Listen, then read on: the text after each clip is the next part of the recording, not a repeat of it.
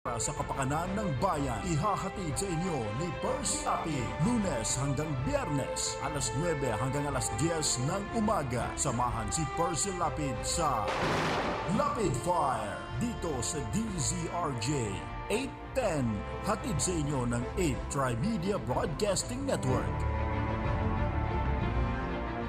Magandang umaga. Congratulations. Tagahanga mo kami. Hindi mo lang nakakuha. Matagal na kami nakikinig sa'yo. Kasi magandang programa mo. Bukod sa mayroong tinatalakay na tama sa bayan, mayroong humor.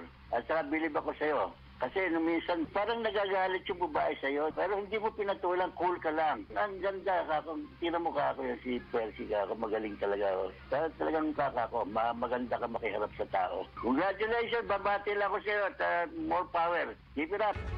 Balita, impormasyon at mga isyong may kinalaman sa bayan, lahat isisiwalat ng walang takot, lilinawin, hihimay-himayin, matapang, ngunit malalim at makatotohanang komentaryo sa Lapid 5. Lapid 5, kasama si Percy Lapid.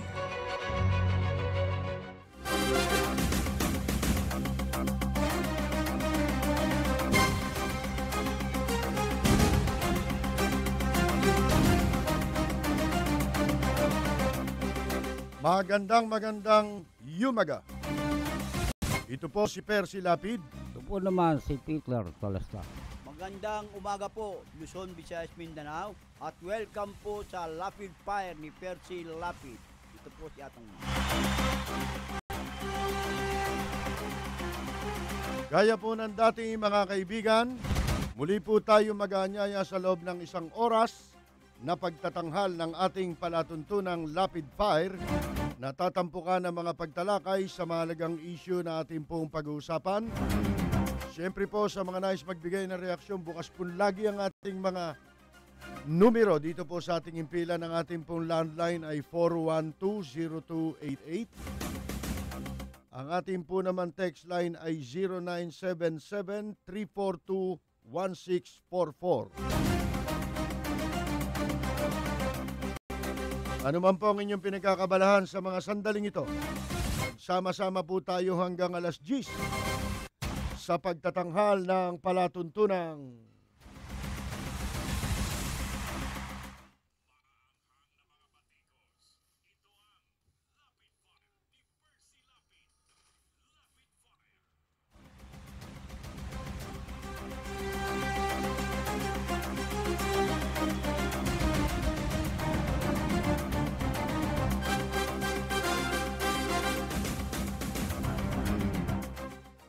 mga kaibigan, ito pong si Martin Dino. Kilala niyo ba 'yon? Yung BACC na nanguna para mabitay si Echegaray. Oo. Ito po'y nag-withdraw na ng kanyang certificate of candidacy. Kung matatandaan niyo, nag-file po siya ng kanyang certificate of candidacy. Last minute, siya ang pinakahuli para sa pagka-presidente sa ilalim po ng partidong PDP Laban. Alam naman natin na itong si Dino ay hindi po ito talaga tatakbo. Yun ay ginawa niya para bigyang pagkakataon hanggang sa huling sandali, hanggang December 10, meron pa, na si Duterte baka magbagong isip sakasakali, pwede pang humabol dahil kahit tapos na ang filing ng Certificate of Candidacy. Ang kanya pong pag-withdraw ng kanyang candidacy hindi po naman dahil sa gusto niyang mag-withdraw. Medyo siya, na-hurt ng konti, deeply hurt. Saktan. Hindi pala konti yun, deeply. Oh, deeply. Malalim Malalim mga sugat, kaibigan, ang ika nga, kanyang nasaktan siya ng malalim, mga kaibigan, dahil siya po ay isinama ng COMELEC bilang nuisance candidate. Doon sa mga nag-file na kasama nila Lucifer, sino pa ba yon? Mga nag-file bukod kay Lucifer. Mato. Si Ama hindi na nag-file, ano? Oo. Kasi ito siya, may pag nag-file ito, alam mo mangyayari. Mm. Siya naman ang papailan ng kasong istapa. Alam mo, magiging kaso ni Amay Bisaya. Hindi nuisance eh. Ano? Istapa.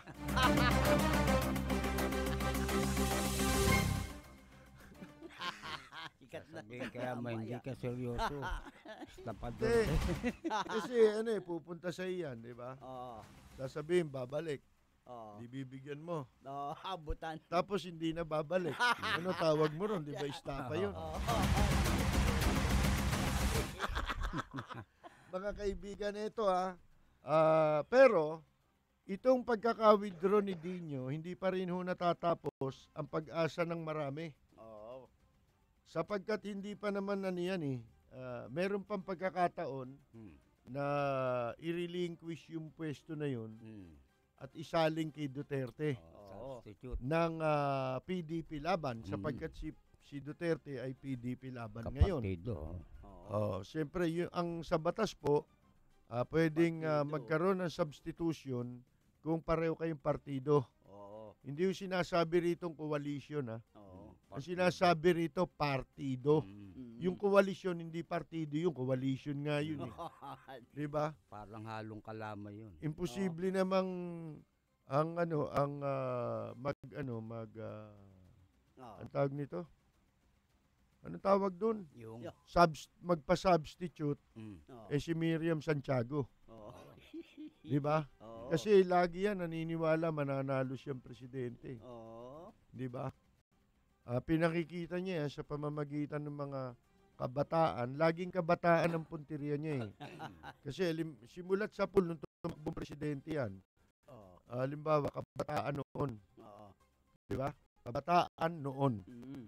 Yun din ang kanyang kinakampanya. Ngayon, matanda na yun. Nung sumunod na eleksyon, nakagraduate na yun eh. Oo. Matatanda na ulit yun, di ba? Oo. So, panibago, kabataan na naman. Kailan naman Doon naman siya ulit sa eskwela. sa eskwela. Tapos, lumipas na naman ang isang eleksyon. Ngayon na naman, ilang eleksyon ang pinalagpas niya. Tatakbo siya ulit ngayong presidente. Siyempre, yung mga kausap niya noon, na kabataan, Wala na. graduate na rin yun. Oo. Baka nga iba rin, patay na eh. Oo. Pagkatapos, ito na naman, mga kabataan na naman. Kasi ito, madaling madaling pasakayin sa balat ng mani ito, mga kabataan ito eh. Hindi ba? Madaling yan, madaling paniwalain yan, lalo na Oo. pagka nakarinig yan ng mga talumpati na nakakatawa. Oo. Di ba? Yung medyo mga ika nga po magagaling sa pick-up line si si Miriam Santiago. Oo. Yan ang expertise ngayon ni Miriam Santiago, yung pick-up lines. Mm. Di ba? Diyan, matatawa pag nakuha mong ang nito na napatawa mo sila, Oo. napabilib mo na kailangan ganito, laban sa kurap. Oo. Siyempre, nag-aaral pa lang ito eh. Oo. Mga tamad yan bumalik sa kasaysayan eh. Oo. Kaya kailangan dito, lagi kang gumagawa ng pelikulang General Luna eh. Oo. Para na ipapaalala. Oo. Kasi kung iaasa mo sa eskwela, wala na yan eh. Nako. 'Di ba? Ngayon, nasan ba tayo? Doon sa estudyante, no? Oo. Madaling pumalakpak yan eh.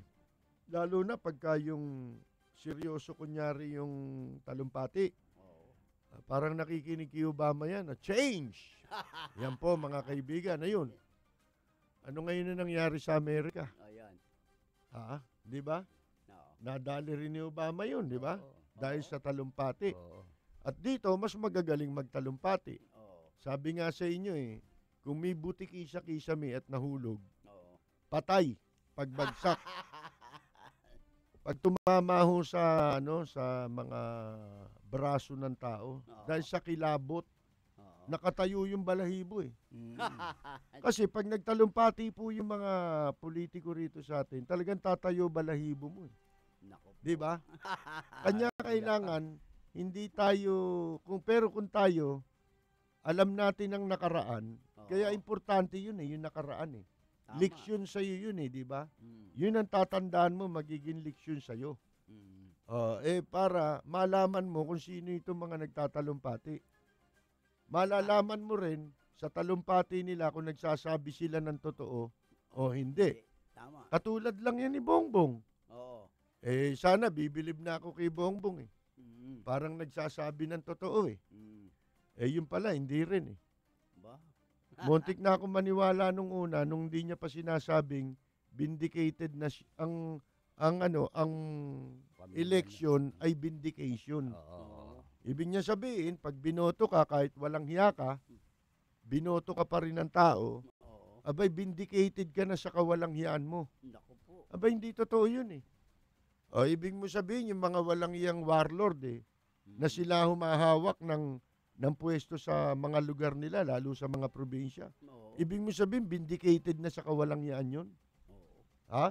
Mm. Abay, hindi walang hiya pa rin yun. Oo. Bato sila binoboto? Sasabihin sa'yo ni Bongbong. Oo. Binoto sila eh. Tama, binoto sila. Oo. Pero yung pagboto sa kanila ay ginamitan nila ng pangwawalang hiya. Oo. Ginamitan nila ng coercion. Hindi ba? Oo. Ginamitan nila ng vote buying, ng panunuhol. Mm. Binili nila ang boto at sa paraan ng salapi at pananakot. Yan. Hindi ba? Kaya sila nananalo. Halimbawa, ito mahina lang itong palasyo eh. Mm. Palagay ko napakinggan tayo nito kahapon eh. Oo. Si Kolokoy. Mm, ang sabi. Si Kuloma. Secretary Herminio Sani Kolokoy. Oo. Kolokoy lang to, wala ito eh. Oo. Mga kaibigan, pag pinakinggan mo to, walang pinagkaiba kay Chis Escudero to eh. Mhm. Yung kunyari, akala mo makabayang manunula. Ha? Oo. Parang nagdadasal, no? Oo, mga kaibigan, walang tono ang salita. Mhm. Pero mga kaibigan, ang sinasabi niya na kaya daw hindi vindication ng election, Mhm. nakinig siya sa ating kahapon kasi Oo. ito sinabi ko kahapon eh. Di ba kay Bongbong? Hindi vindication ang ibig sabihin ng kung ikaw man ay nahalal. Oo. Kasi merong nahahalal, kaya sila ibinoto, dahil sa, namili lang sila ng boto. Tama. Hindi dahil sa sila ay gusto ng tao. Binili lang nila yung boto ng tao. Yun. Hindi ba? Kaya sila ibinoto. Kaya mali yung sasabihin ni Bongbong na yung pong eleksyon vindication. Oo. Abay, maling-mali po yun. Katarantaduang malaki yun. Mga kaibigan. Ito naman ang sabi. Ito pa isang mali Ito pa isang mali. Si Rojas naman, sumagot din dito sa sinasabi ni Bongbong Marcos. Kasi yung sinabi naman ni Marcos na ang election ay vindication, Mhm. yun naman ay reaction niya sa sinabi naman ni Noynoy. Ano sabi Ayun. ni Noynoy? Ang dapat daw yung mga Marcos humingi ng tawad sa pagkakadeklara ng martial law. Hindi naman si Bongbong yung presidenteng nagdeklara eh. Anak siya nung nagdeklara Oo. ng martial law. Bakit naman magiging kasalanan nung anak yun? Yung pagkakadeklara ni Marcos. Doon naman, mali naman si Pinoy doon. Oo. Hindi ba? Kasi kung tama po yun, dapat panagutin natin si Noynoy Oo. hanggang sa susunod niya panlahi. Salin lahi. Alam mo kung bakit? Bakit? Nasan yung perang iniwan ni General Luna kay Doña Isidra? Oo. Hindi ba? Ano niya si Isidro? Nasan yung pera? Di ba lola mo yun? Yun po mga kaibigan. Ngayon, panagutin pa rin natin si Pinoy. Gusto mo? Ha? Mhm. Hindi ba yung lolo niya, collaborator Oo. ng Hapon? Nung panahon ng Hapon, Mhm. collaborator yun, makapili yun. Naku po. May suot na bayong sa ulo yun. Mga kaibigan, yung ba kasalanan ba yun ni Noynoy? Naging collaborator nung panahong Hapon. Hindi. Yung lolo niya kay Ninoy Aquino. Isipin ninyo yan. Doon pagaling yung pangalan niya. Hindi ba? Mga ninuno niya yun, ha? Kaya yun, ang totoo niyan sa Biblia, may nakasulat dyan Mhm. na yung kasalanan ng anak, hindi kasalanan ng ama. Yung kasalanan ng ama, hindi kasalanan ng anak. Tama. Di yun ang tama. Kasi yung Biblia, salita ng Diyos yun eh. Hindi naman kayo Diyos eh. Oo. Hindi ba? Tama. Yung sa inyo, higanti yun. Hindi ba? Oo. Hindi yung pananagutin, managot din kayo. Di ba? Oo. Naging collaborator ang lolo mo eh. Oo. Pagkatapos, alam niyo ba si Ninoy, si Ninoy, hindi lang ito napag-uusapan, ito hindi na alam ng mga tao ngayon eh. Mm. Si Ninoy meron ding dyan eh. Pagdating sa pagiging makapili eh. Oo. Alam mo kung bakit? Bakit? Yung sa Jabida, na isinurrender yung Sabah, kaya yung Malaysia nakuha yung Sabah. Nako. Nakipag-collaborate si Ninoy. Hindi ba iniskwil niya yung yung Jabida Massacre? Oo. Kaya nabulgar sila. Alam niyo ba yun? Pag-aralan niyo yun. Italiano. Dapat yan yung mga mahalagang pangyayari sa kasaysayan. Tama, si Marcos ang nasa likod nun. Oo. Ha? Mm. Nung mga sundalo na pinapunta ron, di ba? Mm. Yung tinraining na magpunta ron sa Sabah. Oo. Kasi, ang gusto ni Marcos na mangyari nun, makuha ng Pilipinas Oo. yung Kasi sa atin talaga yun eh. sa pamamaraan na yung mga Pilipino pumunta ron, doon tumira sa Sabah. Tama. Kailangan maraming tumira doon para yung population, puro Pilipino. Mas lalakas ang claim ng Pilipinas kung ang mga nakatira sa Sabah, mga Pilipino. Tama. Hindi ba? Mm. Ang nangyari, nakipag-usap si Ninoy sa Malaysia Oo. para suportahan siya sa laban niya kay Marcos. Oo. Ano nangyari? Ayan. Ang kapalit, iba yung Sabah. Mga kaibigan. Kaya wag na natin pag-usapan kung may kasalanan yung tatay na lang. Sana kung si Erap yan. Yung pamilyang yan talaga walang yaya. Lahat yan, mag-aama na yan, may kasalanan talaga yan. Oo. Kasi itong anak, ginagaya yung ginawa ng tatay nila, di ba? Parang pareho. Ginagawa eh. Oo. Tinan mo si Jinggoy. Si Erap, mandarambong. Oo. Si Jinggoy, mandarambong din. Nako po. Di ba? Ayan, political dynasty. Oo. Lahat ng kawalang yan, ginagawa niya. Yan talaga walang yayan. Yun ang dapat na ginamit ni Sunny Coloma na example. Yun. Si tama. Erap. Tama. Doon sa sinasabing ang election ay vindication Mm. na kinokontra ngayon ng palasyo na hindi totoo yun. Tama yung stand ng palasyo. Hindi talaga vindication ang election. Mm. Kapag ikaw ay nahalal sa pwesto, kahit na may atraso ka, Oo. vindicated ka na kung mo binoto ka ng tao. Nako. Pagpapatuloy po natin yan, pagkatapos lamang ng ilan nating mga paalala. What can you say in 1 minute? BBC Minute at 7 GMT. BBC Minute with me, Vic and Dad. It's 9:30 in Myanmar. This is still a BBC Minute is the world's news stories in 60 seconds. BBC Minute. The world in 60 seconds. BBC Minute. This is the BBC Minute. Tune in to the BBC Minute. Weekdays on DZRJ 810 AM. The voice of the Philippines. Ladies and gentlemen, ito na siguro ang pinakamabilis na radio commercial mula sa IBU Fluid Medicol 400. May Rapid 400 formula, kaya kumpara sa isang mefenamic acid, mas rapid kumalat, mas rapid tumalab, mas maagang magpaginhawa ng matinding sakit. Lipat na sa Medicol 400, the fastest medical for the worst pain. Paalala po, galing sa Ibuprofen is the V-Fresh. generic name of Medicol Sama-sama tayo 400. If magabot symptoms ng persist, consult your doctor. V-Fresh, sigaw ng bayo. V-Fresh, malamig sa bibig. V-Fresh, presko sa hininga. Para sa kapayapaan. Upang may progreso. Upang umasenso. V-Fresh, sigaw ng bayo. V-Fresh, malamig sa bibig. V-Fresh, presko sa hininga. V-Fresh, sigaw ng bayo. V-Fresh. Masayang pag-usapan ng pag-asenso ng bayan lalo na't may nginunguya tayong V-Fresh. Kahit mainit ang usapan, palamig pa rin ang bibig. Presko ang palitan ng mga ideya at kaisipan. Makipagtalakayan, mag-V-Fresh. Balita, impormasyon at mga isyong may kinalaman sa bayan.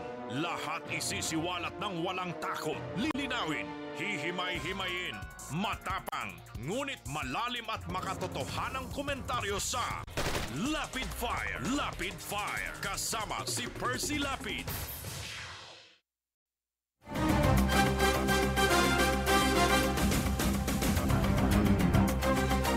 Magpapatuloy po tayo. Nasa linya ka na kaya natin, si attorney?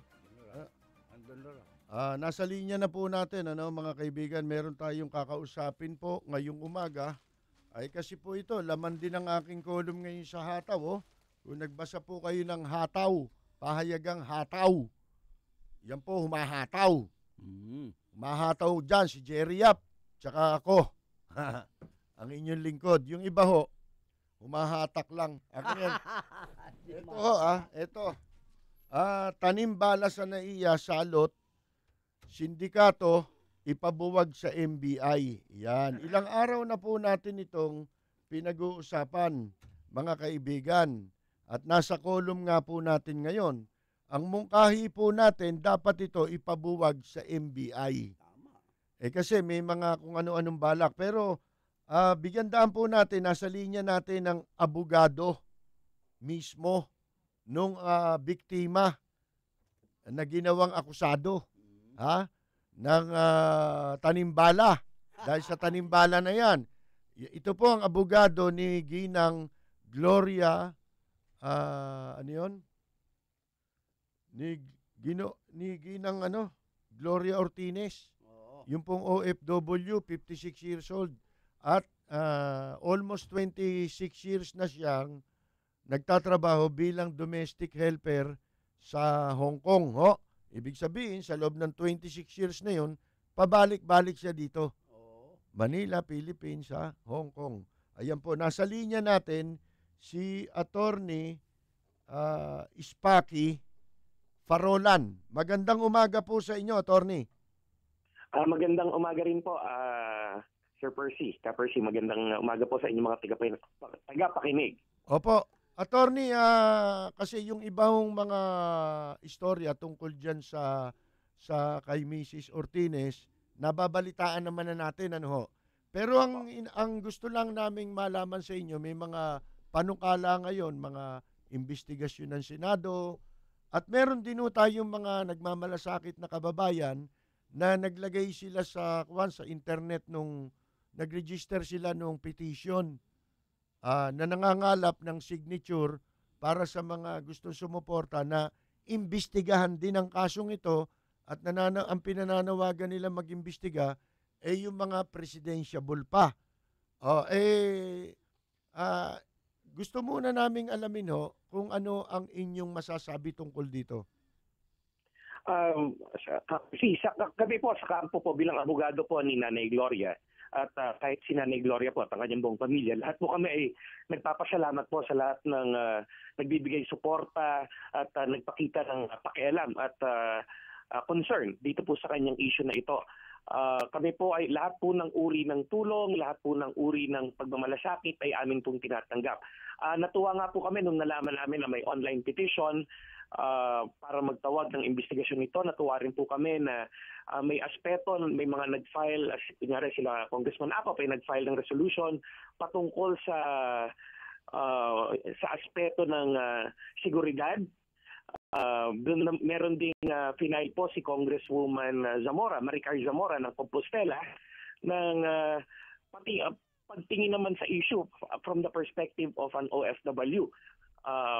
Kaya po lahat ng ito po ay kinakatuwa po namin dahil po ang kaso po ni Nanay Gloria, sabi nga po namin, hinahanap po namin ng katotohanan at katarungan. Yung katotohanan na yon, siyempre po kailangan namin yung para sa kaso, pero yung katotohanan utang ng loob po na natin, lalo na ng Estado, sa lahat ng mamamayan, lalo na sa mga bumabiyahe. Pangalawa po yung katarungan, katarungan hindi lamang po kay Nanay Gloria, ngunit pati na rin po ulit sa buong sambayanan. Dahil po, hindi ho maaaring payagan na magpatuloy ang ganitong klaseng gawain. Maaari pa, lumalabas na marami ng nabiktima at mukhang pag ito ay napalusot pa at napabayaan, marami pa pong magkakaroon ng mga biktima ito. Hustisya rin po para dun sa mga talagang sincero na nagtatrabaho para maging ligtas o yung siguraduhin na seguridad ng ating mga paliparan, ng ating mga barko, ng ating mga sasakyang panghimpapawid at mga public transport, yung ating mga alagad ng batas. Konti lang po yung mga masasamang loob na yan. Sinisira nila pati yung pangalan ng mga matitino. Kaya nga po, hustisya rin ito para sa kanila. Mailabas ang katotohanan, mailabas ang hustisya. At lahat po ng mga nagpakita na ng gustong pagtulong tulad po ng grupo ng mga OFWs, yung kanila Ma'am Susan Ople, ang OWA ay nagpatawag na rin po ang OWA, nagpasabi na kung ano man ang kailangan ay magsabi sa kanila. At iba't iba pang mga ahensya ng gobyerno at ibang mga NGO at grupo at pribadong sektor. Marami po mga kapwa OFWs ni Nanay Gloria na nagsasabi na sila rin po ay nabubuhayan ng loob. Dapat nga raw, dahil natatakot sila na baka sila naman ang masunod na mabiktima. Marami pa na anonymous na nagsasabi po na handa rin po silang tumulong. Opo, attorney, nung Lunes po ito, no? Lunes siya nasampahan ng pinaila ng complaint ba o sa yung insidente po nangyari ng linggo ng hapon. Pero yung pagkaka-file po ng complaint Monday ho yun, di ba? Pagkaka-file po ng complaint Monday ng hapon, mga bandang alas 4 alas 5. Kasi po Monday ng umaga, alam po ba ninyong naging reaction dito? Mabuti na lamang si Mrs. Ortines nagkaroon ng isang abogado kaagad, karaka-raka, na katulad nyo, no, ha? Kaya ganito na lamang kalakas ang outrage ng publiko. Nagkataon lahat ha? Dahil sa may mga insidente ng ganyan na hindi naman talaga pinaniniwalaan. Ngayon, nung Lunes ng umaga, gusto ko lang ipaalam sa inyo, tumawag ako kay Mayor Alfredo Lim. At tinanong ko sa kanya kung nabalitaan niya na ba itong nangyari kay Mrs. Gloria Ortines. Nagalit si Mayor Lim. Alam ba ninyo sinabi niya sa akin, kung makukontak mo niya sila ngayong araw na ito, kung may magagawa kang paraan, alamin mo, kung kinakailangan magpiyansa, siya magpipiyansa At eto, sinabi pa nga ni mukhang nakausap din ni Mayor Lim si Kabayan, Noli Di Castro. Binanggit din ito ni Noli Di Castro sa kanyang programa, mga kaibigan. Gusto ko lang malaman, alam nyo ba na ganong kalaki ang galit ng publiko dito sa pangyayaring ito? At ito ang pagkakataon na nagkaroon ng isang abogado tumayo para sa isang biktima ng ganyang katarantaduhan sa airport. Kaya eto ngayon ang publiko. Mainit na mainit itong kasong ito ng tanimbala sa airport. Ang gusto ko itanong po ngayon sa inyo, attorney, bilang abogado, no? Hindi ho ba ang DOJ supposed to be dapat kumilos din dito? Kasi under nila yung mga prosecutor. Yung mga prosecutor, alam na rin sigurado ng mga prosecutor, kaya nga ho pinayagang makalaya si Mrs. Ortines sapagkat alam nilang mali yung mga ebidensya Hindi ba? Kung mali dito, mali din yung mga previous Tama. Bakit tama ho ba kung kikilos ang DOJ? Dapat magpalabas sila ng memorandum sa mga piskal na kapag similar issue o similar case ang inihain sa kanila, pag-aralan nila mabuti. Kasi yung kasunod ni Mrs. Ortines, yung Japanese, abay pinagpiyanse. Attorney. Opo, yun nga po ang sinasabi ko nga po namin. Opo, nagpapasalamat po kami. Pakipaabot po ang aming pasalamat kay Mayor Lim, kay Mayor Alfredo Lim po. At kami po ay natutuwa na, ayun nga po, hindi namin kakilala ay nagpahayag siya ng suporta at talagang handa po sa kanyang pagtulong. Pangalawang po, sa galit po ng mga tao, hindi talaga pong siguro sawa na po talaga ang ating mga mamamayan na makarinig ng mga ganitong klase mga pang-aabuso. Mas lalo na ang tinamaan pa isang OFW, isang ina, isang kapatid na maaaring mangyari sa kanilang sariling pamilya. Dito naman po sa DOJ, basta ang masasabi ko lang po, klaro naman po dun sa aming inquest prosecutor. Palagay ko naging tapat naman po siya ng kanyang inilabas ang resolusyon, lalo na po ng city prosecutor ng Pasay nung kanyang inaprubahan po ito. Ang sabi nga lang po, siguro mas lalo na ang mas kailangan ng tutok ay yung iba't ibang ahensya ng pamahalaan, lalo na sa PNP. Halimbawa, bakit kailangan pang tumagal ng kinabukasan para i-inquest si Nanay Gloria? Dun sa, siguro ang maganda pong gawin ng DOJ, mas paigtingin nila, alam ko po ay meron namang mga interagency committee yan, sila na ang maglabas ng paunawa sa mga kapulisan po natin at sa ibang mga alagad ng mata sa mga kasong warrantless arrest, ay kailangan wag na nilang paabutin ng deadline yung kasi meron yan yung 12 hours, 36 hours, 72 hours. Meron po yan na oras na pinapahintulutan. Kung klaro naman na nandiyan na yung ebidensya, wala namang kailangang antayin, dali na po kaagad sa prosecutor para huma-inquest. Para humalaman, dapat mapakawalan yan, dapat bang patuloy yung demanda. Tulad po nung nangyari, hindi po, ito po nga po yung problema Dahil po sa ginagawa ng mga masasamang loob na yan, hindi na natin alam sino ba talaga yung totoo na biktima, sino yung totoo naman kasing may nagdadala. Kaya nga napupulaan pati yung mga lihitimong gumagawa ng kanilang tungkulin. Simple lang ho kasi, Attorney. Nahulihan mo isang bala. Kahit sabihin mo pa 2 bala. Simple lang gagawin mo kumpiskahin mo na lang. Kasi wala namang baril yun at makikita mo doon pa lang wala siyang motibo. Na yung bala, magamit niya sa masama. Aanin niya yung bala. Doon sa pupuntahan niya, mas mahigpit doon. Pero kahit mas mahigpit doon, sila may konsiderasyon. Kasi ako, nagbaybiyahe din ako dati. Minsan nga, binabawal yung Swiss knife, di ba? Yung mga matatalas. Yung kinukumpis ka lang yun bawal din yun. Dito nga yung pabango. Bawal din yan ninanakaw naman nila, iipunin nila pag marami, binebenta pala nila. Yun ang hindi ko alam. Hindi, yun nga rin trabaho nila Kaya kung bala, pag kinumpis ka mo, di wala na. Wala nang krimen yun. Hindi ba? Kasi, ayun yun Dito naman po, dito naman po mahalaga din yung ginagawa po na investigasyon sa Kongreso at sa Senado. Makikita po nila na itong batas na anti-firearms and ammunition law natin, lalo na yung provision na yon, ay naaabuso pa rin kahit na may nakalagay na doon na planting of evidence is punishable by reclusion perpetua. Mas mabigat ang parusa pag planting of evidence. Opo. Pero tulad po ngayon, mahirap naman pong gawan din dahil criminal case din po yun, yung burden of getting the evidence po nasa amin din. At ngayon po medyo nag-uumpisa pa lang po kami na ayusin yung mga papel at mga request para makuha namin ang mga ebidensya na gagamitin namin. Laban naman po dun sa mga nagsagawa nito. Ayun. Ibig sabihin, Attorney, hindi kayo titigil hanggat di may napapanagot dito. Hindi po kami titigil hanggat hindi po lumabas ang katotohanan at mapatawan po ng tamang katarungan ang dapat patawan. Kasi ang katarungan, matatamo lang natin pagka naparusahan yung gumawa niyan Yung mga walang hiya na yan hindi ho ba? Opo.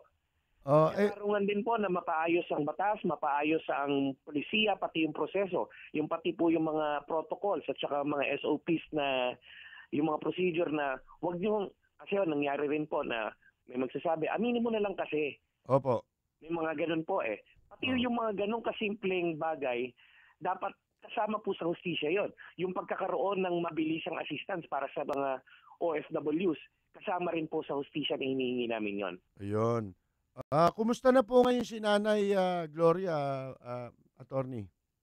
Ayun po, kahapon nga po ay nagpatingin po si Nanay Gloria. Pinilit po namin siya na magpatingin sa isang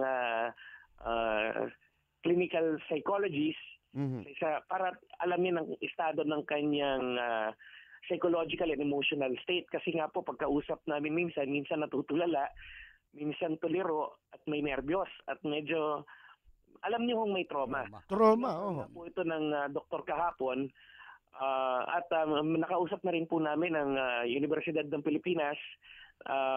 Sila po ay nag-offer na rin na tumulong. Baka next week sa UP naman po ang pupuntahan namin ay mga eksperto galing sa UP na para tumulong naman po sa pagtingin nung pag-assess nung naging impact po nito psychologically and emotionally po kay Nanay Gloria. Alam nyo, isang nagawa po ni Mrs. Ortines dito, tsaka kayo bilang abogado, sa totoo lang although isang bangungot ito para kay Ginang Ortines. Pero may nagawa kanyo kayo, pakisabi nyo sa kanya, na isang kabayanihan para sa mga kababayan natin. Tama. Hindi lang bilang isang OFW, kundi ito ang naging hudyat para magkaisa ang maraming mamamayan na nagagalit upang tutulan itong katarantaduhang malaki nito na pwedeng mangyari sa sino man sa atin o sa sino man sa mga kamag-anak natin. Iparating nyo sa kanya yan, no? Paparating nyo namin, pero ngayon nga, paparating ko po at maraming salamat po. Pero sabi nga po namin, kaming dalawa po ni Nanay Gloria at kahit ang kanyang anak na si Maricon at buong pamilya niya, ang sabi nga namin lahat kami gusto lang naman ng tahimik na buhay. Wala ho sa amin may balak at gusto na masadlak sa ganito. Naging national issue pa siya. Biruin niyo po, 26 years na OFW, domestic helper. Nanay, simpleng tao, bigla ka. Media ka na lang, puro interview. Lahat ng tao, binabanggit pangalan mo. Medyo may impact din po yun Hindi yun ang sa intention. Wala ko sa intention niya yung kabayanihan. Hindi nga ho niya alam yun. Hindi niya ho alam yun at hindi niyo rin alam yun, attorney. Malaki na gawa ninyo. Malaki ito para yung mga masagip, yung mga posible pa maging biktima nitong katarantaduhang ito. Yun po ang sa amin din. Na po hindi maulit to. Yung mga sinasabi nga namin, para may tiwala at may pagtingin kami sa mga nagsisiguro at sinisigurado ang kaligtasan ng ating mga paliparan. Kahit mga seaports natin, yung mga ports po natin, baka kasi hindi lang dito nangyayari. Baka mamaya pati sa mga seaports natin, sa mga bus stations, baka nga mamaya yung mga nagche-check sa mall, pwede rin mangyari ito. Sana nga po, may tiwala naman kami, pero may mga siraulo dyan. Pasensya po sa salita, pero may mga tiwali na sinisira ang pangalan din nila. At dahil nga po dito, hindi lamang po nila dinudumihan ang pangalan natin, pero sinasadlak rin nila sa kapahamakan ang bayan natin. Kasi nga po, paano kung totoong terorista na? Diba? Hindi na po natin alam tuloy. At kasalanan po yan ng mga tiwaling tao tulad nila. Okay. Attorney, may isang itatanong lang dito no bago namin kayo bitawan Attorney, si Peter Talastas po ito, no? Attorney? Yes, sir. Okay. Ang alam ko, meron kayong counter charge na inihahanda, ano po? Sa ngayon po, pinag-uusapan po at pinaghahandaan po. Ibig ko sabihin, meron ho bang time frame na yan isasagawa ninyo? Ang time frame, sabi nga, syempre we want to do it as soon as possible.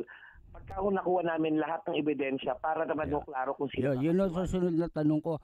Sa palagay nyo, magiging madali ba sa panig nyo ang pagkuha ng mga ebidensya? Sa ngayon po, ayoko hong magsalita muna dahil hindi pa naman namin nabibigay yung formal na kahilingan. Anyway, kaya ang simpatya ng publiko nasa inyo. Siguro naman palagay natin sana maging madali ang pagkuha ninyo ng mga ebidensya. Sana po. Sana nga po kunyari nung pinalabas nila yung CCTV. Yun, CCTV. Kami po inaasahan po sana namin na kami inimbitahan para pakita rin po sa amin. Ayun.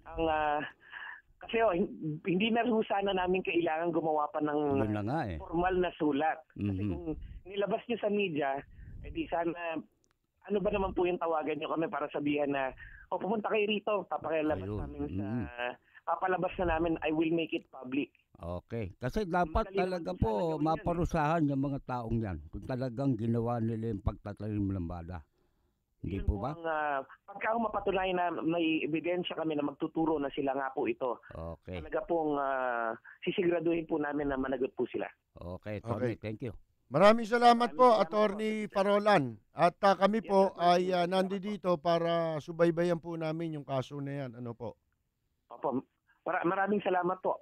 Maraming salamat. Yung po mga kaibigan, si Attorney Ispaki Parolan. Ang abogado po ni Ginang Gloria Ortines, yung pong OFW na nawalang hiya po ng tanim balagang sa Ninoy Aquino Galman International Airport. Ang oras po naman natin ay 38 minuto makalipas po ang alas 9 ng umaga.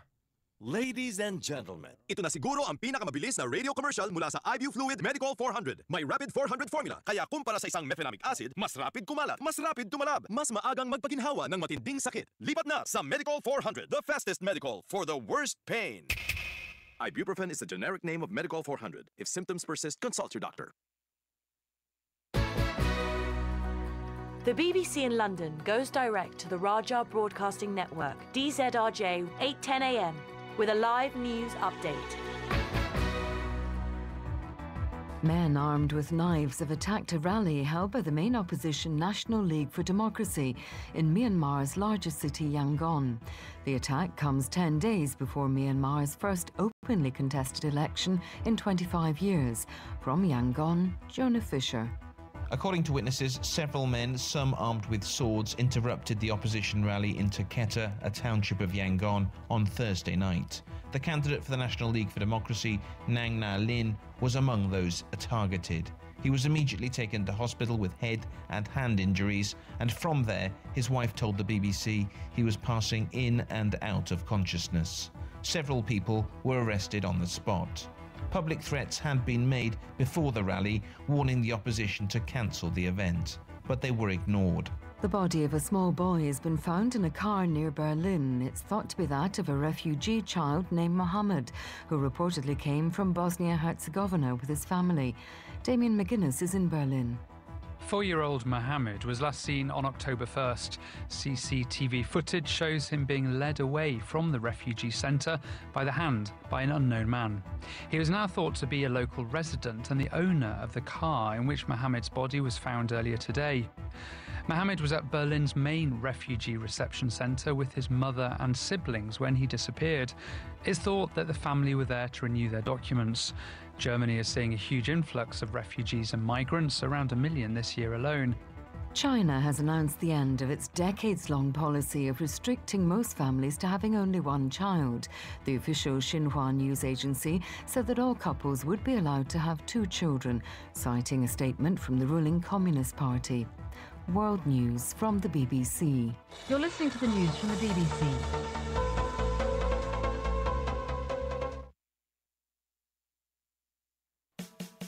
Ang balitang ito ay hatid sa inyo ng Hataw. Number 1 sa balita, basta tabloid. Hataw!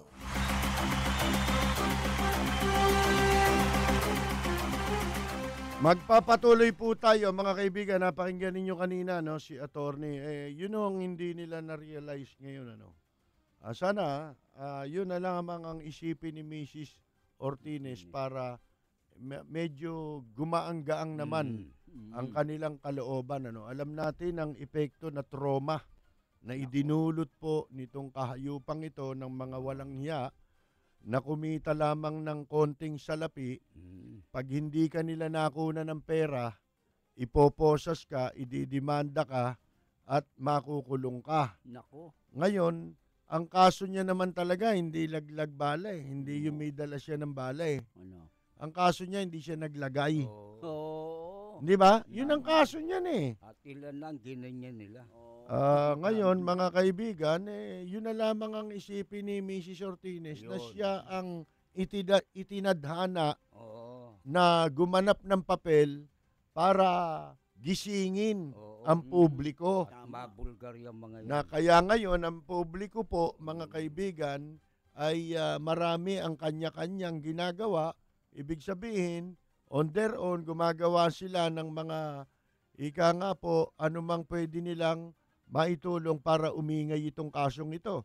Merong netizens na nagsasagawa ngayon ng petition sa internet, signature, para imbestigahan daw ito, hilingin imbestigahan ni Miriam kasi senador pa si Miriam hanggang sa susunod na taon. Pagkatapos ng eleksyon, senador pa rin si Grace po. Si Grace po, matalo manalo, senador pa rin yan. Ang hirap nga po dito, mapapasukan nga lang tayo ng politika. Palibasa, itong si Susan Toots Decay Ople. Ha? Si Susan Pumasok Toots. din. Toots Pumasok Decay Ople na pangalawang beses nang tatakbong senador. Oo. Ewan ko kung ano kinakatawan nito. Oo. Dapat ito, OFW, hindi naman siya OFW. Ang daming OFW rito pag eleksyon. Si Roy Señeres, OFW rin yan. Actually, baka pamapil din yan. Hindi. Yun ang dapat talagang expected. Bakit iba nakaisip nun? Yun ang tanong. Ba't iba ang gumawa ng hakbang na yan? Tsaka lang sila magsasalita. Nasa tabi niya lang yung pinananawagan. Yung pinatutungkulan ng panawagan, si Grace po. Katabi niya lang Tinataas pa nga yung kamay, di ba? Oo. Ba't si Chis Escudero? Puro ka arte, puro ka bla bla bla. Wala ka naman nagawa. Kahit kailan. Simulat sa pool. Mga kaibigan. Ba't wala? Pagkaiba papel kayo ng papel.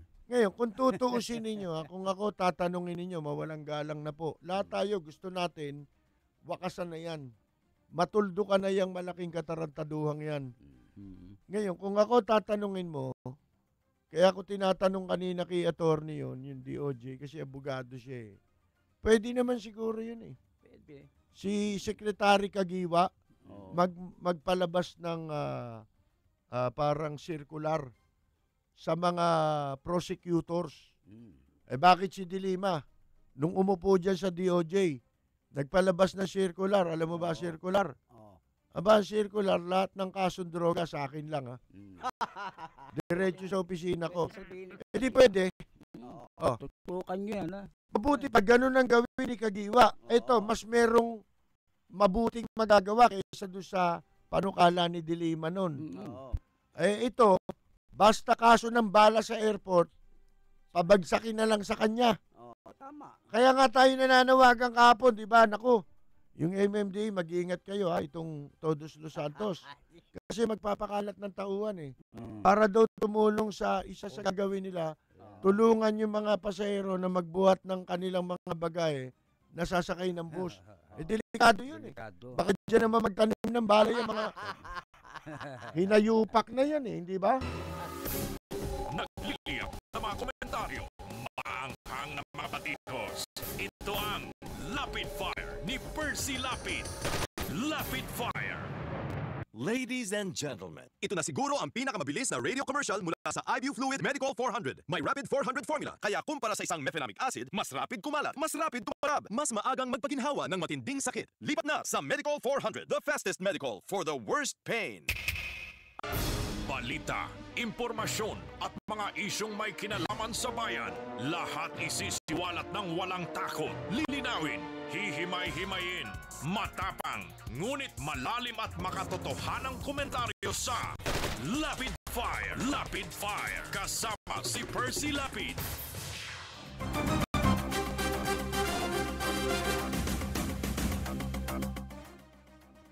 Papatuloy po tayo mga kaibigan, di ba? Isa sa dapat na maging hakbang ni Secretary Kagiwa, hindi na siya dapat magantay ng order pa ako, Dapat itong ganito kalaking outrage, kumikilos na ang ating tanggapan dyan. Nakikita niyo yung piskal, si Ginang Ortines, pinalaya. Dahil may abogado kagad siya. Ba't yung hapon, pinagpiansa pa? Doon din naman bumagsak yun sa Pasay City Prosecutor's Office din. Kung ako si Kagiwa, yun ang gawin niya. At pangalawa, unang-una talaga dapat, hindi na natin sa Senado dapat paabutin ito. Yung investigasyon. Sapagkat wala namang mangyayari dun Hindi naman masusugpo ng Senado yun Kasi sa kanila, investigation in aid of legislation lang naman lagi yun Ang dapat gawin dito, mag-imbestiga dito para tuloy-tuloy sa bilangguan. Tama. Yung National Bureau of Investigation. Nasa ilalim din ng DOJ. Dapat italaga ng DOJ, papasukin na niya, paiksinahin niya na sa pagkakataong ito ang NBI. Hindi ba? Paimbestigahan niya, malaman kung sino ang gumagawa ng kalokohan na yan. Mga kaibigan, imposible yan Isipin mo si Mrs. Ortines nang galing ng Ilocos, International Airport, connecting flight siya, papuntang Hong Kong, dito sa Maynila. Hindi naman lumabas ng building. Dapat dun sa Ilocos pa lang, kung dala niya yung bala, nakita na ron. Meron din ano ron eh. Bakit dito sa X-ray ng Manila, ng Ninoy Aquino International Airport, laging may bala? Oo. Automatic may X-ray dyan. Ito ako, duda ko di ba yung X-ray pag gusto nilang ihinto, nakahinto lang yun. Nakapost. Nakapost yun eh. Pag dumaan yung bagay mo, nasa labas na yung bagay mo, nakapost pa rin yun. Nakapost yung X-ray. Nandoon pa rin yung X-ray ng bagay mo. Ako palagay ko, may litrato ng ganun doon ng X-ray. Bala lagi, bala. Kaya nangyari, nung ipresenta nila yung ebidensya, iba dun sa bala na nasa litratong pinresenta nila Yan. Palagay ko, may frame na sila nung X-ray, X-ray frame, na talaga may bala na Tapos, pagka nagkagulo na, tsaka kalalagyan ng huhulugan ng ibang bala. Nako. Hindi ba? Ay, nako. Imposibleng hindi nila ginagawa yan. May kagagawa niyan, yung OTS na yan. Yung Office of the Transportation Security ng Department of Transportation and Communication. Mga kaibigan, nasa ilalim po yan ng tanggapan ni Abaya. Hindi ba? Alam mo si Abaya, puro palpak yun. Ano bang sa atin? Abaya? Negosyo o bayan? Kasi apo ni Aguinaldo yan. Negosyo o bayan? Sekretary Abaya? Nagliliyap na mga komentaryo, maanghang na mga batikos. Ito ang Lapid Fire ni Percy Lapid. Lapid Fire.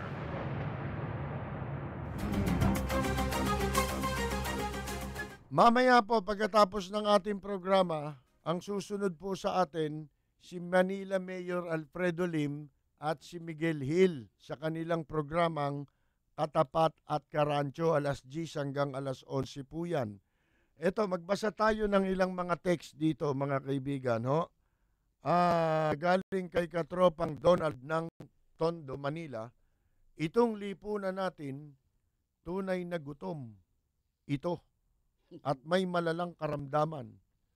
Bunga ng kapabayaan at kawalan ng tunay na pagmamalasakit sa bayan. Ika nga naging makasarili ang karamihan sa mga mamamayan na mga sumibol dito. Kaya yung pagiging traidor sa bayan ang naging kultura. Dahil na din sa mga lunod na isipan sa mga maling paniwala. Kaya nasa kamay at isip natin kung gusto pang makaahon itong lunod na bansa natin. Salamat po. Si Ginoong Norman Texo naman, good day MK Percy Hataw, nananawagan po ako sa Department of Education at Quezon City Hall. Pakisili po ang Pinyahan Elementary School. Paki-inventory ang computer unit. Naka-in pero maghapon wala naman ang katawan. Stay in guard na kasama ang 4 na anak. Pero nagkakanakawan pa rin. Paggamit ng aircon ng property at guidance room, ganon may abiso. Ano ba to? Republika ng magnanakaw ba itong Pilipinas? Jesus Mario Joseph, nakakatakot na ito. Puro magnanakaw na Republika ng mga magnanakaw. Mga kaibigan, magtipid sa paggamit ng etc. Kayo po bahala sa madidiscovery ninyo. Thanks. Bulag ba si ERAP? Sa paligid, teritoryo niya, underpass, papunta Maynila City Hall. Yung Quiapo, ang ganda ng underpass, pero may bayad. Yung sidewalk, okupado sa kalsada na ako dumaan. Kuliglig, balik biyahe uli. Nasa laula na ang Maynila. Maging bibotante tayo at huwag maging bobotante. Tama na ang minsan palayasin na si Bigote. Di ba? Ito yung sinabi kanina natin Yun dun sa sinasabi ni Coloma at sinabi rin natin kahapon na yung election, hindi validation yun ng vindication. Ha? Hindi nagbabalidate yun na ikaw vindicated ka. Halimbawa, si Erap, tumakbo sa Maynila, napwesto. Ibig ba sabihin nun hindi na siya convicted plunderer? Convicted pa rin. Convicted nga eh. Criminal pa rin. Gusto niyang palabasin, dapat yun ang ginamit na example ni Coloma. Doon sa sinasabi ni Bongbong ng election vindication. Hindi ba? Mali po eh. Anga-anga o kaya umiiwas. Di ba? Pero mapaalala lang natin, diyan sa sementeryo sa Maynila, may circular itong si Erap, wag e-epal yung mga politiko. Diyan sa Maninalot, sa cemetery. Pero yung litrato niya, tsaka ni Isko, nabalita ka po sa telebisyon, ando, nakabalandro sa harapan. Nagagalit yung mga tao. Wag e-epal lang, umi-epal, ito sila Erap. Sipin mo yan. Tinanggal daw kanina. Tinakban. Tinakban. Kala ko pinalitan na ataol eh. Alam mo kung saan dapat ilipat yung litrato nila? Ni Isko, tsaka ng mga konsyal nila. Ni Erap. Doon sa Manila Zoo.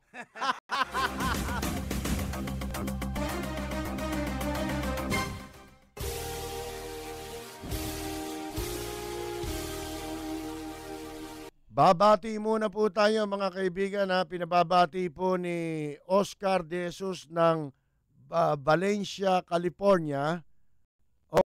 Taga Valencia, California pala yung pinababati niya. Ni Oscar De Jesus ng Los Angeles, California. Pinababati niya po ang kanyang inaanak na si Samuel Ray Lacunico. Sa kanyang 17th birthday. Ito po si Samuel Ray Lacunico. Happy birthday sa iyo ng Valencia, California. At narito po ang ating pagbati. Para sa nagdiriwang ng kanilang karawan, happy birthday ang bati ko, ang bati namin sa iyo. Nawa ay lumigaya ka,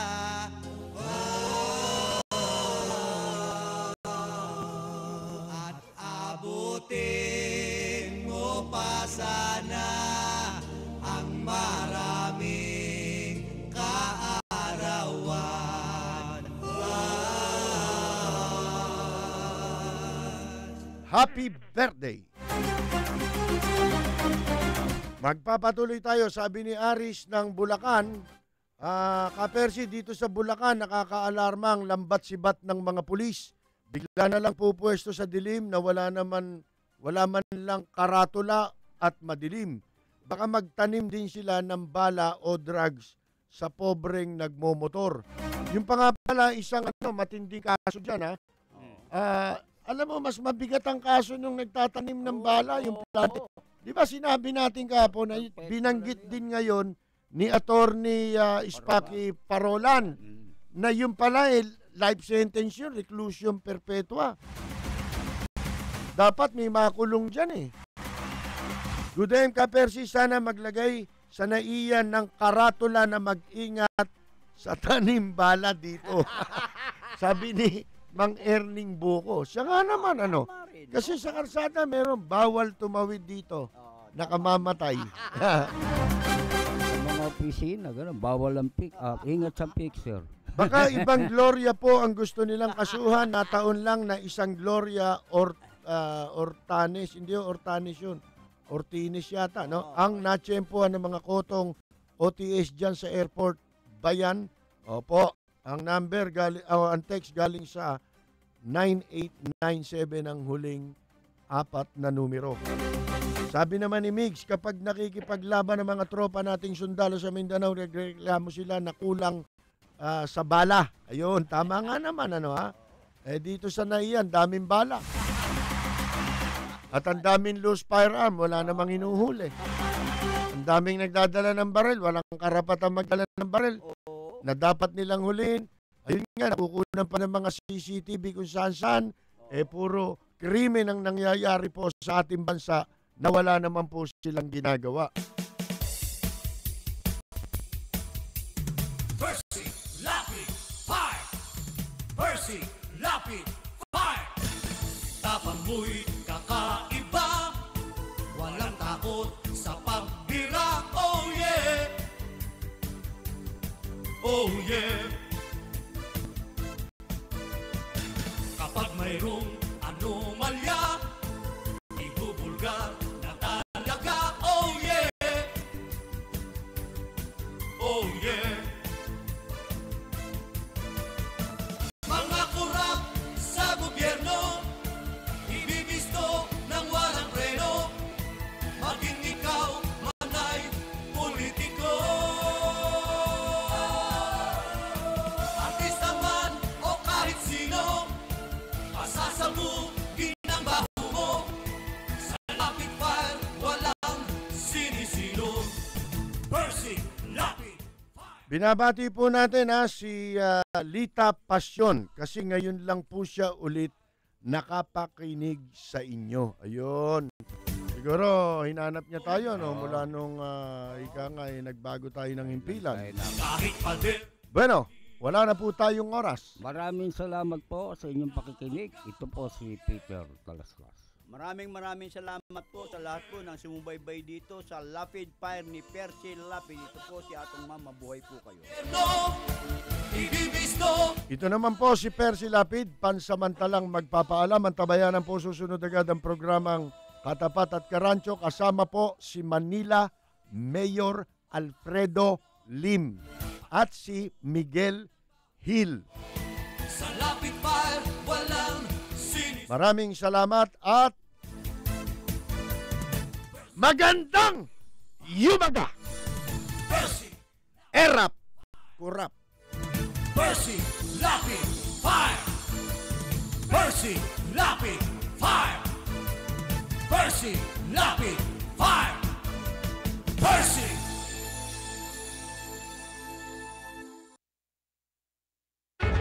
Balita,